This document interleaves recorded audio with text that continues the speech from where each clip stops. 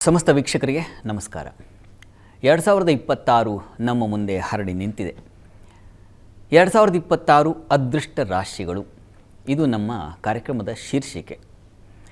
ವಸ್ತುತಃ ಯಾವ ರಾಶಿ ಅದೃಷ್ಟದ ರಾಶಿ, ಯಾರಿಗೆ ಅಂಥ ದೈವದ ಅನುಗ್ರಹ ಇರುವಂಥದ್ದು ಯಾವ ರಾಶಿಗೆ ಅಂತ ಹೀಗೆ ಯೋಚನೆ ಮಾಡ್ತೀವಿ ಸಾಮಾನ್ಯವಾಗಿ. ಆದರೆ ಇದು ತಪ್ಪು. ಎಲ್ಲ ರಾಶಿಗಳಿಗೂ ಅದರದ್ದೇ ಆದ ಸೌಂದರ್ಯ, ಅದರದ್ದೇ ಆದ ಶಕ್ತಿ, ಅದರದ್ದೇ ಆದ ಫಲ ನಿಶ್ಚಯವಾಗಿ ಇದೆ. ನಾವು ಅರ್ಥ ಮಾಡ್ಕೊಳ್ಬೇಕಾಗಿರೋದು ರಾಶಿಗಳಿಗಿರ್ತಕ್ಕಂಥ ಅದೃಷ್ಟಕ್ಕಿಂತ ಕಾಲ. ಒಂದೊಂದು ರಾಶಿಗೆ ಒಂದೊಂದು ಕಾಲ ಅದೃಷ್ಟ ಫಲವನ್ನು ತಂದುಕೊಡುತ್ತೆ. ಈ ರೀತಿಯಲ್ಲಿ ಯೋಚನೆ ಮಾಡೋದನ್ನು ಬಿಟ್ಬಿಟ್ಟಿದ್ದೀವಿ ನಾವು. ನನ್ನ ರಾಶಿಗೆ ಅದೃಷ್ಟ ಇದೆಯಾ, ನನ್ನ ರಾಶಿಗೆ ಅದೃಷ್ಟ ಇದೆಯಾ, ಈ ಥರ ಯೋಚನೆ ಮಾಡೋದಾಗಿದೆ. ಎಲ್ಲ ರಾಶಿಗಳಿಗೂ ಅದೃಷ್ಟ ಇದೆ, ಕಾಲ ಬರಬೇಕು.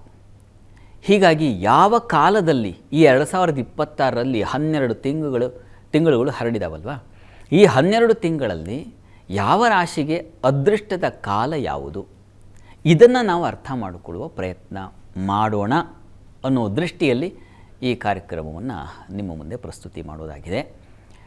ನೋಡ್ತಾ ಹೋಗೋಣ.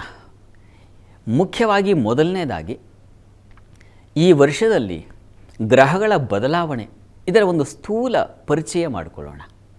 ಈಗ ಪ್ರಾರಂಭದಲ್ಲಿ ನಮಗೆ ಕಾಣ್ತಾ ಇರತಕ್ಕಂಥದ್ದು ಪ್ರಧಾನವಾಗಿ ಮಿಥುನದಲ್ಲಿ ಗುರುವನ್ನು ಕಾಣ್ತಾ ಇದ್ದೀವಿ, ಸಿಂಹರಾಶಿಯಲ್ಲಿ ಕೇತುವನ್ನು ಕಾಣ್ತಾ ಇದ್ದೀವಿ, ನಂತರ ಕುಂಭರಾಶಿಯಲ್ಲಿ ರಾಹುವನ್ನು ಕಾಣ್ತಾ ಇದ್ದೀವಿ, ಮೀನರಾಶಿಯಲ್ಲಿ ಶನೈಶ್ಚರನನ್ನು ಕಾಣ್ತಾ ಇದ್ದೀವಿ. ಈ 4 ಗ್ರಹಗಳು ಅತ್ಯಂತ ಪ್ರಧಾನವಾದವು. ಕಾರಣ, ದೀರ್ಘಕಾಲ ಒಂದು ರಾಶಿಯಲ್ಲಿ ಹೆಚ್ಚು ಸಮಯ ಇರ್ತಕ್ಕಂಥ ಗ್ರಹಗಳು ಇವು. ಈ ಕಾರಣದಿಂದಾಗಿ ಇನ್ನು ಉಳಿದ ಬೇರೆ ಬೇರೆ ಗ್ರಹಗಳೆಲ್ಲ 1 ತಿಂಗಳಲ್ಲಿ 45 ದಿನದಲ್ಲಿ ಹೀಗೆ ಪರಿವರ್ತನೆ ಆಗ್ತಾ ಇರುತ್ತೆ.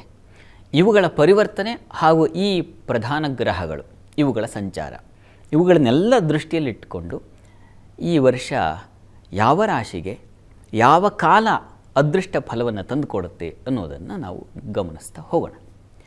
ಮೊದಲಿಗೆ ಮೇಷರಾಶಿ ಗಮನಿಸೋಣ. ಮೇಷರಾಶಿಯವರಿಗೆ ನೋಡಿ, ಕೆಲವು ಗ್ರಹಗಳಿಂದ ನಿಮಗೆ ಒಂದು ಶುಭ ಫಲವನ್ನು ತಂದುಕೊಡ್ತಾ ಇದೆ ಈ ವರ್ಷ. ಈ ಪ್ರಾರಂಭದಲ್ಲೇ ನಿಮ್ಮ ರಾಶ್ಯಾಧಿಪತಿ ಕುಜ ಈಗ ಇನ್ನೇನು ಕೆಲವೇ ದಿನಗಳಲ್ಲಿ ಆತ ಉಚ್ಚಸ್ಥಾನಕ್ಕೆ ಬಂದುಬಿಡ್ತಾನೆ. ಹೀಗಾಗಿ ನೃಪಸತ್ಕೃತಿ ಅಂತ ಒಂದು ಮಾತನ್ನು ಹೇಳುತ್ತೆ. ರಾಜರಿಂದ ಸತ್ಕೃತರಾಗ್ತಕ್ಕಂಥದ್ದು ಇದಲ್ವ ಅದೃಷ್ಟ ಅಂದರೆ. ಮೇಷರಾಶಿಯವರಿಗೆ ಅಂಥದ್ದೊಂದು ಸುವರ್ಣ ಕಾಲ ಅನ್ನೋದು ಈಗ ಪ್ರಾರಂಭವಾಗುತ್ತೆ. ನಿಮಗೆ ಈಗ ಜನವರಿ 16-15ನೇ ತಾರೀಕಿನಿಂದ ನಿಮಗೆ ಒಳ್ಳೆ ಸಕಾಲ ಅಂತಕ್ಕಂಥದ್ದು ಪ್ರಾರಂಭವಾಗುತ್ತೆ. ಧನಾಧಿಪತಿ ಶುಕ್ರನ ಸಂಚಾರವು ಕೂಡ ಕರ್ಮಸ್ಥಾನದಲ್ಲಿ ಬಂದುಬಿಟ್ರೆ ನೋಡಿ, ಆರ್ಥಿಕವಾಗಿ ಅಭಿವೃದ್ಧಿ ಹೊಂದತಕ್ಕಂಥದ್ದು, ಭೂ ವ್ಯವಹಾರಗಳು, ವಾಹನ ವ್ಯವಹಾರಗಳು ಅಥವಾ ವಾಹನ ಸೌಖ್ಯಗಳು ಬಂದು ಒದಗತಕ್ಕಂಥದ್ದು, ವೃತ್ತಿಯಲ್ಲಿ ಏಳಿಗೆಯನ್ನು ಕಾಣ್ತಕ್ಕಂಥದ್ದು, ರಾಜಸನ್ಮಾನತೆ ಸಿಗ್ತಕ್ಕಂಥದ್ದು. ಅಂದರೆ ನೀವಿರ್ತಕ್ಕಂಥ ಸ್ಥಳದಲ್ಲೇ ಹಿರಿಯರು, ಯಾರು ಸೀನಿಯರ್ಸ್ ಇದ್ದಾರೆ ಅಥವಾ ಅಧಿಕಾರಿಗಳಿದ್ದಾರೆ, ನಿಮ್ಮ ಬಾಸ್ ಇದ್ದಾರೆ, ಅವರಿಂದ ಪ್ರಶಂಸೆಗೆ ಗೌರವಕ್ಕೆ ಪಾತ್ರರಾಗ್ತಕ್ಕಂಥ ಕಾಲವನ್ನು ಮೇಷರಾಶಿಯವರು ಈಗ ಅನುಭವಿಸ್ತಾರೆ. ಅದು ನಿಮ್ಮ ಪಾಲಿಗೆ ಅದೃಷ್ಟದ ಕಾಲ. ಈಗ ಒಂದು 2-3 ತಿಂಗಳು ಶುಕ್ರನ ಸಂಚಾರ ಚೆನ್ನಾಗಿದೆ. ಹೀಗಾಗಿ ನಿಮಗೆ ಈ ಶುಕ್ರ ಹೇಳ್ತಕ್ಕಂಥ ಕ್ಷೇತ್ರಗಳು ಅಂದರೆ ವಸ್ತ್ರಾಲಂಕಾರ, ಆಭರಣ ಅಲಂಕಾರ, ಡಿಸೈನಿಂಗ್ ಫೀಲ್ಡ್ಸ್ ಅಂತೀವಲ್ಲ, ಆ ಕ್ಷೇತ್ರಗಳಲ್ಲೆಲ್ಲ ಅಷ್ಟೇ ಅಲ್ಲ, ಕಲಾವಿದರಿಗೆ, ಸಂಗೀತ, ವಾದ್ಯ, ನೃತ್ಯ, ಗೀತ ಇಂಥ ಕ್ಷೇತ್ರಗಳಲ್ಲಿ ಕೃಷಿ ಮಾಡ್ತಕ್ಕಂಥವರಿಗೆ, ಹಾಲು ಹೈನುಗಾರರಿಗೆ ಶುಕ್ರನ ಬಲವೇ ಅದು. ಅವನು ಸಂಪತ್ತು, ವಾಹನ, ವಸ್ತ್ರ, ವೈಢೂರ್ಯ, ದಾಂಪತ್ಯ ಸೌಖ್ಯ, ವಿವಾಹ ಆದಿ ಯೋಗ ಭಾಗ್ಯಗಳು ಇವುಗಳನ್ನೆಲ್ಲ ತಂದುಕೊಡ್ತಕ್ಕಂಥವ್ನು. ನಿಮ್ಮ ರಾಶಿಗೆ ಸಪ್ತಮಾಧಿಪತಿಯೂ ಹೌದು. ಹೀಗಾಗಿ ಮೇಷರಾಶಿಯವರಿಗೆ ಈ ಒಂದು 3 ತಿಂಗಳುಗಳ ಕಾಲ ತುಂಬ ಚೆನ್ನಾಗಿದೆ. ಆನಂತರದಲ್ಲಿ ಸ್ವಲ್ಪ ಮಟ್ಟಿಗಿನ ವ್ಯತ್ಯಾಸಗಳನ್ನು ಕಾಣ್ತೀರಾ. ಏನು ಪ್ರಧಾನವಾಗಿ ಅಂತಂದರೆ, ವೃತ್ತಿಯ ಅಧಿಪತಿ ಶನೈಶ್ಚರ ನಿಮ್ಮ ಪಾಲಿಗೆ ವ್ಯಯದಲ್ಲಿ ಸಂಚರಿಸ್ತಾ ಇದ್ದಾನೆ.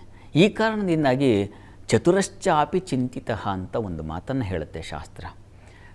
ತುಂಬ ಬುದ್ಧಿವಂತನಾದವನು ಕೂಡ ಚಿಂತೆಗೆ ಒಳಪಡ್ತಾನೆ. ವೃತ್ತಿಯಲ್ಲೆಲ್ಲ ಗೌರವ ಎಲ್ಲ ಬರ್ತಾ ಇದೆ, ಆದರೂ ನಿಮಗೆ ಸಮಾಧಾನ ಇರೋದಿಲ್ಲ.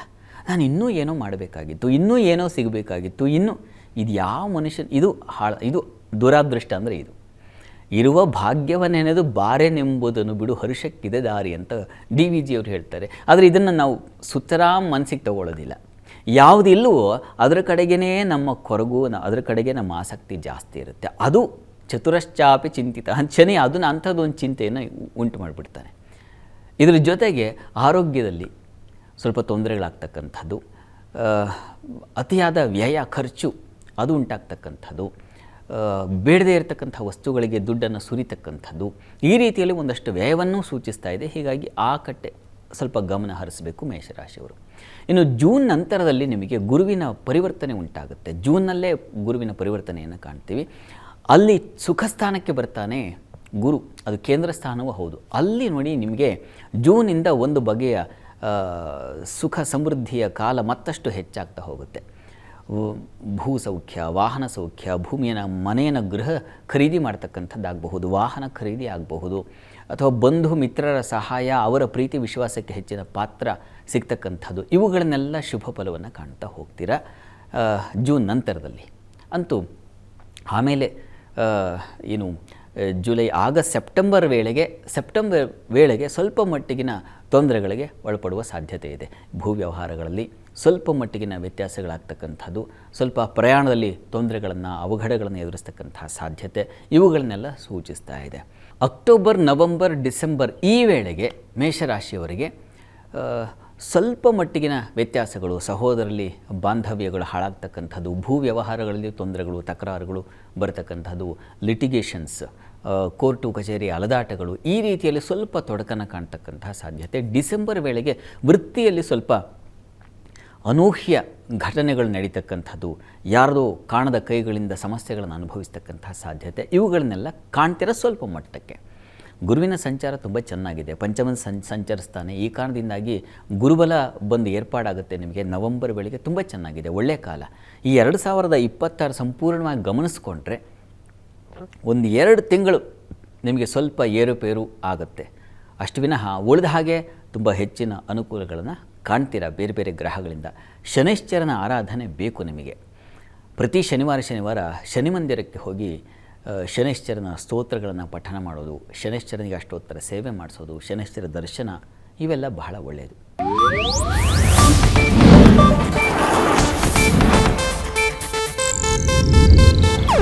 ಇದು ಏಷ್ಯಾನೆಟ್ ನ್ಯೂಸ್ ನೆಟ್ವರ್ಕ್ ಪ್ರಸ್ತುತಿ.